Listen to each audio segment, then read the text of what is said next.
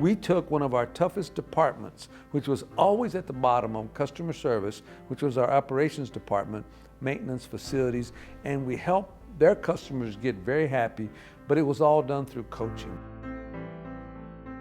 I think there's a major role ops plays in the education of a child. From when they walk into the building, the way it looks on the outside, the way they feel about their school building, the way the climate and control of the building helps their learning. When it comes to coaching, who are our end users? In operations, the end user is whoever calls. We have to be coached up in order to meet with principals, teachers, vendors. You have to take a pause from your day-to-day tasks and focus on what are you doing to grow as a leader and to grow your people into leaders. And it doesn't happen by osmosis. You have to have a plan, you have to have a tool, and you have to be rigorous. We have the core four as a district, right? And those core four, fast, focused, friendly, and flexible. Each one of the directors and managers went through a coaching session where they got to create some goals for themselves and additional core values for themselves. We have a calling here too, and our people matter. The next step to this process, this coaching, is for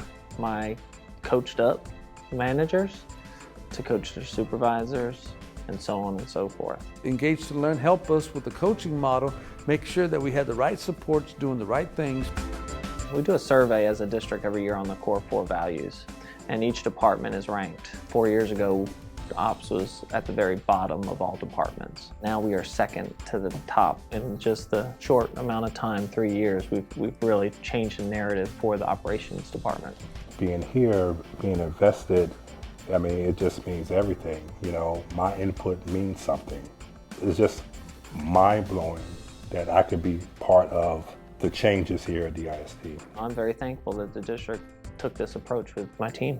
Engage to Learn is on to a formula that is successful, and that's why Engage to Learn has been able to expand and help many more districts to solve problems that they can't solve by themselves.